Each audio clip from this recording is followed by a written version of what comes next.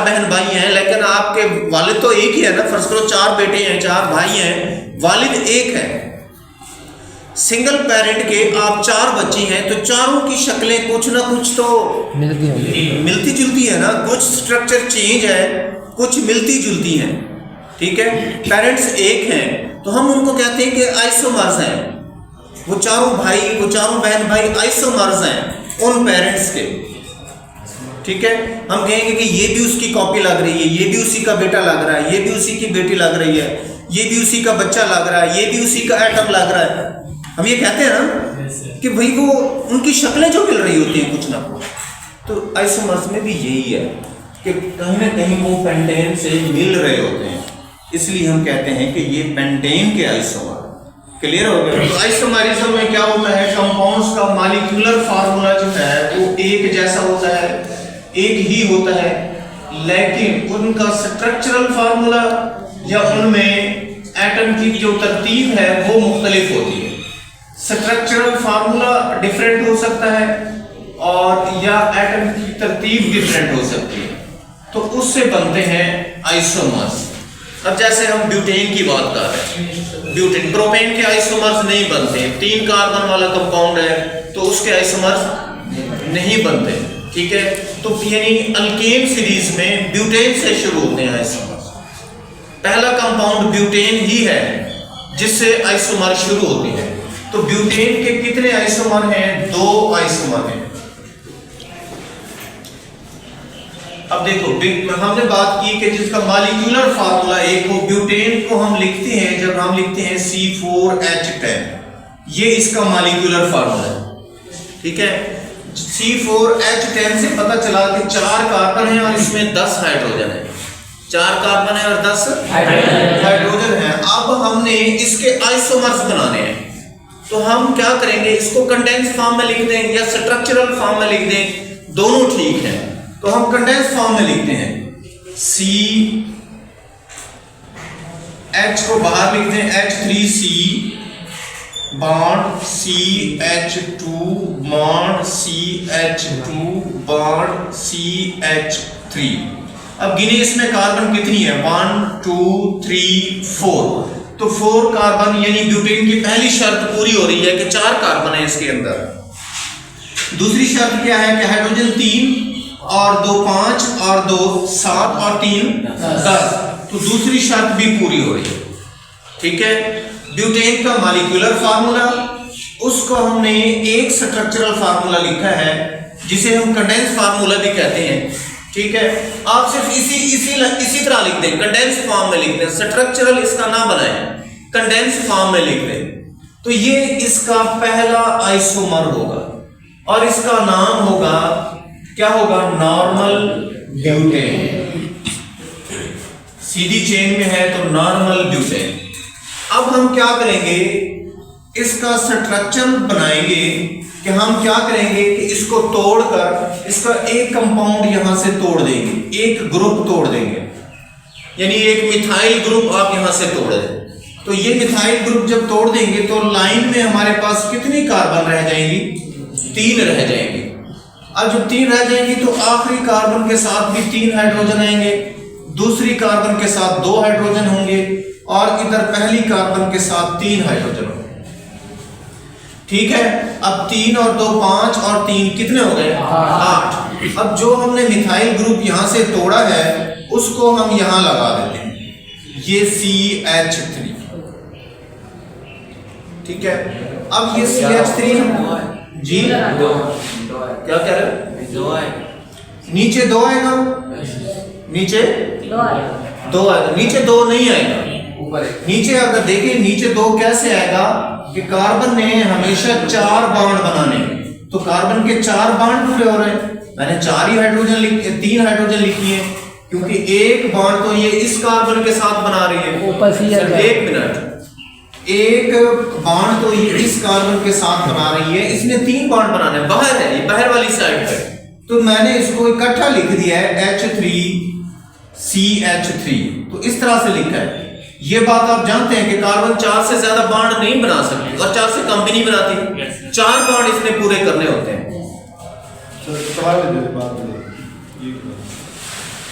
अब क्या होगा कि यहां पर जो है, यहां पर 2 लगा हुआ था, 2 का मतलब है 1 2 3 कार्बन के यहां बॉन्ड बने हुए, 2 हाइड्रोजन साथ अटैच है, तो 5 बॉन्ड हो गए।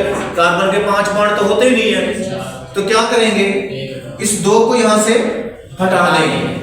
2 को हटाने का मतलब है कि एक हाइड्रोजन हमने यहां से हटा, एक हाइड्रोजन यहां से हटा दी। अब ये हाइड्रोजन चाहे इसके साथ लिख दें चाहे इसको ऊपर लिख दें, उससे कोई फर्क नहीं पड़ता। यहां लिख दी तब भी ठीक है, इसके साथ लिख दें तब भी ठीक है। तो अब देखें 1 2 3 4, इस कार्बन के साथ भी 4 बॉन्ड बने हुए, ठीक है। तो हम क्या करते हैं, इसको बजाय ऊपर लिखने के इसी के साथ लिख देते हैं। जब हमें समझ आ जाती है कि ऊपर लिखो या इसके साथ लिखो, बात एक ही है, कार्बन के साथ 4 बॉन्ड पूरे होने चाहिए। कार्बन क्लियर हो गया। अब देखें ये भी, इसका फार्मूला अगर हम देखें तो ये भी वही है C4H10। इसमें आप गिने 3 और 3 6 और 1 7 और 3 कितने हो गए 10। तो ये भी C4 और H10 है। कार्बन भी आप गिन सकते हैं कि 1 2 3 कार्बन लाइन में है और चौथी कार्बन यहां पे, ठीक है। अब देखिए यहां से ले आप मॉलिक्यूलर फार्मूला जो हमने यहां पे लिखा था उसी को हमने यहां सेट किया है एक लंबी चेन के अंदर, लॉन्ग चेन के अंदर, और उसमें क्या किया, यहां से दूसरे ग्रुप में यहां से एक हमने मिथाइल ग्रुप यहीं से तोड़ा है, उसको यहीं से तोड़कर दूसरी कार्बन के साथ उसको अटैच कर दिया और कुछ भी नहीं किया। अब देखो इसकी तरतीब लॉन्ग थी, इसमें ये ब्रांच बन गई है, तो इस वजह से उसका स्ट्रक्चर अलग नजर आ रहा है, इसका स्ट्रक्चर अलग नजर आ रहा है, लेकिन दोनों का मॉलिक्यूलर फार्मूला एक जैसा है, ठीक है। तो इनको आइसोमर्स कहते हैं कि ऐसे मॉलिक्यूल जिनका मॉलिक्यूलर फार्मूला तो एक जैसा हो लेकिन उनका स्ट्रक्चरल फार्मूला या उनमें एटमों की तरतीब मुख्तलिफ हो, उससे आइसोमर बन जाते हैं। तो ये हमारे पास ब्यूटेन के इस तरह से 2 आइसोमर बन जाते हैं। पेंटेन में आप देखिए 5 कार्बन होंगी, 5 कार्बन होंगी तो हाइड्रोजन कितनी हो जाएंगी 12 हो जाएंगी। कितनी हो जाएंगी 12 हो जाएंगी। अब देखिए हम इसका बनाने लगे हैं इसके आइसोमर्स, तो H3C CH2 CH2 C 1 2 3 4 CH2 और ये CH3। अब यहां देखिए 1 2, आप नंबरिंग भी कर सकते हैं 3 4 5 के, इस तरह नंबरिंग करके आपको पता लग जाएगा कि कितनी कार्बन होनी चाहिए। तो हमारे पास जो मॉलिक्यूल है पेंटेन का उसमें 5 कार्बन है, तो हमने लॉन्ग चेन में 5 कार्बन लिख दिए, हमने हाइड्रोजन अटैच किए, इस कार्बन के साथ हम 3 हाइड्रोजन अटैच कर सकते हैं, हमने कर दिए। जहां हम 2 अटैच कर सकते हैं 3 नहीं कर सकते, क्योंकि एक बॉन्ड कार्बन इधर बना रही है और एक बॉन्ड इधर बना रही है। जो पहली शर्त है वो तो आपको याद रखनी चाहिए, आपको पता होना चाहिए कि कार्बन सिर्फ 4 बॉन्ड बना सकती है। कार्बन का जो आखिरी शेल है जिसे वैलेंस शेल कहते हैं, उसमें 4 इलेक्ट्रॉन होते हैं जिन्हें वैलेंस इलेक्ट्रॉन कहते हैं। तो वो जो 4 इलेक्ट्रॉन है वही शेयर करके 8 अपने पूरे कर सकते हैं। तो इसलिए कार्बन हमेशा 4 बॉन्ड बनाएगी। कितने बनाएगी 4 बॉन्ड बनाएगी। देखिए कार्बन का एटॉमिक नंबर आपको याद है ना 6 है। कार्बन का एटॉमिक नंबर कितना है 6। तो के में कितने होंगे 2 और एल में कितने होंगे 4 इलेक्ट्रॉन होंगे ना। तो हम कह सकते हैं, हमने देखना है यहाँ 8 होने चाहिए, यहाँ 4 है इसके पास। ये 8 पूरे करने के चक्कर में रहती है। हम इनको यूं भी दिखा सकते हैं कि ये जो आखिर में 4 हैं, हम इनको यूं भी दिखा सकते हैं, डॉट से मैंने दिखा दिया। ये कार्बन के पास ये 4 इलेक्ट्रॉन है, ये मैंने डॉट लगा दी। ये वही वाले 4 है, होने कितने चाहिए 8 होने चाहिए। तो 4 के साथ ये और शिराकत करेगी हमेशा, तभी ये स्टेबल होगी। क़याम पज़ीर हालत में आ ही उस वक्त सकती है जब ये 4 और इलेक्ट्रॉन के साथ शिराकत करेगी। तो ये अगर हाइड्रोजन इसके करीब आ रही है तो उसके पास तो एक ही इलेक्ट्रॉन है, तो उसकी एक इलेक्ट्रॉन से शिराकत कर रही है, और वो मैंने क्रॉस से दिखाया है, ये हाइड्रोजन का इलेक्ट्रॉन है। तो एक हाइड्रोजन फिर इस तरफ आएगी, क्योंकि हाइड्रोजन के पास है ये एक इलेक्ट्रॉन, तो एक हाइड्रोजन इधर इस साइड से आए, एक हाइड्रोजन इधर आए इस साइड से।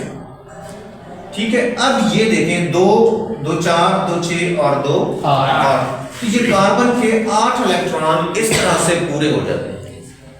तो इससे हम आपको ये क्लियर होनी चाहिए बात कि कार्बन कितने बॉन्ड बनाएगी, हमेशा 4 बॉन्ड बनाएगी। तो जब 4 बॉन्ड का आपको पता है तो यहाँ हमें 3 लगाना पड़ेगा, हाइड्रोजन 3 डालनी पड़ेगी ना। एक तो बॉन्ड इसमें इस कार्बन से बनाया हुआ है, तो ज़ाहिर हमें 3 हाइड्रोजन और इसके साथ अटैच करनी पड़ेगी। इधर देखें, एक बॉन्ड इधर जा रहा है, ये हाइड्रोजन के साथ नहीं है, ये तो कार्बन के साथ है। तो एक बॉन्ड इधर है, तो बाकी 2 हाइड्रोजन ऊपर नीचे हमें दिखानी पड़ेंगे, क्योंकि 4 पूरे करने हैं। इसी तरह हमने यहाँ 4 पूरे किए, यहाँ 4 पूरे किए। यहाँ देखें, यहाँ इस कार्बन के साथ तो बॉन्ड बना रही है, आगे कोई कार्बन नहीं है, तो उधर भी हमने 3 लगाने, 3 हाइड्रोजन डालने कार्बन ने अपने पूरे करने। तो फिर हाइड्रोजन की तादाद गिन लें, 3 2 5 2 7 2 9 और 3 12 हाइड्रोजन पूरे हो गए। तो इस तरह से ये जो लॉन्ग चेन में बना, इसको हम कहते हैं नॉर्मल पेंटेन। क्या कहते हैं? Normal pentane. नॉर्मल पेंटेन कहते हैं, लॉन्ग चेन में है। अब हम दूसरा आइसोमर बनाना चाह रहे हैं, तो हम क्या करेंगे, थोड़ी सी इसकी तरतीब चेंज करेंगे। क्या करेंगे, यहाँ से एक मिथाइल ग्रुप जो 5वें नंबर पे है उसको उड़ा देते हैं, कहीं और एडजस्ट कर देते हैं। तो अब लॉन्ग चेन में कितने हमारे पास रह जाएंगे कार्बन? 4 रह जाएंगे, 1 2 3 4। ठीक है, इनके हाइड्रोजन पूरे करें, इधर कितने आएंगे? 3 आएंगे। इधर कितने आएंगे? 2 आएंगे। इधर कितने आएंगे? 2 आएंगे। और यहाँ कितने आएंगे? 3 आएंगे। ठीक है, अब 4 आ गए। एक मिथाइल ग्रुप हमने तोड़ दिया है, अब उसको अटैच करना है। कहां पर अटैच करें? हम कहते हैं दूसरी कार्बन पर अटैच कर देते हैं। कहां पे अटैच करते हैं? दूसरी कार्बन पर अटैच करते हैं। अब दूसरी कार्बन जब हम अटैच करते हैं इस मिथाइल ग्रुप को, तो कार्बन डिस्टर्ब हो जाती है। देखो, कार्बन के पास 4 बॉन्ड की गुंजाइश है, 4 बॉन्ड बना सकती है। यहाँ कितने बन गए? 5। 2 हाइड्रोजन है, 1 2 और 3 ये है, 5 हो गए। तो हमें एक हाइड्रोजन निकालनी पड़ेगी। एक हाइड्रोजन जब निकालेंगे तब जाके ये इसके साथ एडजस्ट होगा, वरना ये एडजस्ट नहीं होगा। तो अब देखें, तादाद यहाँ भी 1 2 3 4 और 5 कार्बन की होगी। हाइड्रोजन 3 और 1 4 और 2 6 और 3 9 और 3 12। तो यहाँ पर भी तादाद तो वही है, C5H12 C5H12। तो देखिए, तादाद वही है, मॉलिक्यूल वही है, लेकिन स्ट्रक्चर चेंज है। तो ये दूसरा आइसोमर बन गया। ठीक है, उसकी तरतीब चेंज है, सिर्फ हमने तरतीब चेंज की, दूसरा आइसोमर। अब देखिए इसका तीसरा आइसोमर। हम क्या करते हैं, तीसरे में 5वें नंबर पर जो मिथाइल ग्रुप था, पहले हमने वो हटाया है। अब हम 4थे नंबर पर जो मिथाइल ग्रुप है उसको हटा दें, उसको हटा दें तो कितनी रह जाएंगी तरतीब में? 3 रह जाएंगी। 1 2 3 तरतीब में 3 है। यहाँ पर कितने हाइड्रोजन आएंगे? 3। और यहाँ पर कितने आएंगे? 2। और यहाँ पर कितने आएंगे? 3 आएंगे। तरतीब में 1 2 3। अब जो दूसरी कार्बन थी उसके साथ मिथाइल ग्रुप जुड़ा हुआ था, और एक हाइड्रोजन यहाँ से गायब करेंगे तो ये मिथाइल ग्रुप जुड़ेगा। क्लियर? तो ये हमने जनाब जोड़ दिया मिथाइल ग्रुप यहाँ। ठीक है, अब हमने देखे 4थे नंबर वाला मिथाइल ग्रुप हमने एक तोड़ दिया था, उसको अलग कर दिया, उसको भी हमने जोड़ना है, उसको भी हमने जोड़ना है। अब इसमें तो कहीं भी नहीं जोड़ सकते, गुंजाइश है नहीं। हम चाहते हैं कि हम उसको दूसरी कार्बन पर जोड़ें। कहाँ जोड़े? दूसरी कार्बन पर जोड़े। तो ये वाली हाइड्रोजन निकालेंगे तो जुड़ेगी, ये नहीं निकालेंगे वो बाण पूरे हैं, 1 2 3 और एक हाइड्रोजन वाला 4 पूरे हैं बाण। ठीक है, हम क्या करते हैं, इस हाइड्रोजन को यहाँ से रिमूव कर देते हैं। जब इस हाइड्रोजन को रिमूव करते हैं तो यहाँ इसके पास एक इलेक्ट्रॉन बच जाता है, एक बॉन्ड बनाने की सलाहियत बच जाती है, तो वो वाला मिथाइल ग्रुप इधर आ जाता है। ठीक है, अब ये देखें आप इसमें, अब इसमें जो ये तरतीब बनी है, ये थोड़ी सी तरतीब चेंज की है। 1 2 3 4 और 5 ही कार्बन है, 3 और 3 6 और 3 9 और 3 12 ही हाइड्रोजन है। ठीक है, मॉलिक्यूलर फार्मूला यहाँ भी वही आ रहा है, C5H12। ठीक है, यहाँ भी वही आ रहा था, यहाँ भी वही आ रहा है, यहाँ भी वही आ रहा है, सिर्फ जो एटम्स के ग्रुप थे उनकी तरतीब चेंज की है। तो तरतीब चेंज करने से हमारे पास 3 आइसोमर बन गए। हमारे पास क्या बन गए? 3 आइसोमर बन गए। इसको अब हम कहते हैं ये बिल्कुल सीधी चेन में है, 5 कार्बन पर मुश्तमिल है, तो हम इसको नॉर्मल पेंटेन कहते हैं, सीधी चेन के अंदर है। लेकिन ये जो है ये सीधी चेन में सिर्फ 4 कार्बन है, दूसरी कार्बन पर एक मिथाइल ग्रुप जुड़ा हुआ है। ठीक है, तो अब इसको नॉर्मल पेंटेन तो नहीं कहेंगे, इसका नाम थोड़ा चेंज होगा क्योंकि तरतीब चेंज हो गई है। तो इसको क्या कहते हैं? आइसोपेंटेन।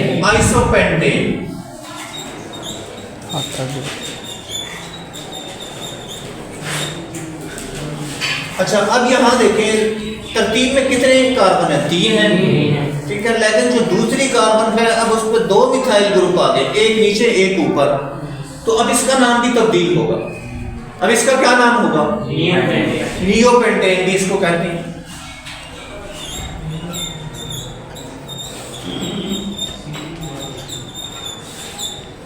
तो इस तरह से अब ये तीनों इसके आइसोमर, अब देखिए मजीद इसके नहीं बन सकते। हम इसमें इस मिथाइल ग्रुप को यहाँ से तोड़ते हैं तो इसको कहाँ लगाएं? इधर लगाएंगे तो फिर 3 आ जाएंगे, नीचे लगाएंगे तो फिर इधर इस तरह से 3 आ जाएंगे। यानी किसी तरह से भी तोड़ दें हम इसका चौथा स्ट्रक्चर नहीं बना सकते। मैक्सिमम उलट पुलट जितनी भी हमने तरतीब की है ये 3 बन सकते हैं। तो इन तीनों को हम कहते हैं आइसोमर्स। आइसो का मतलब एक जैसे, यानी जिनका मॉलिक्यूलर फार्मूला एक जैसा है, लेकिन उसमें ग्रुप्स, एटम्स के ग्रुप्स की तरतीब चेंज है, सिर्फ स्ट्रक्चर उसका चेंज है, मॉलिक्यूलर फार्मूला एक जैसा है। तो उनको हम कहेंगे ये पेंटेन के आइसोमर्स हैं।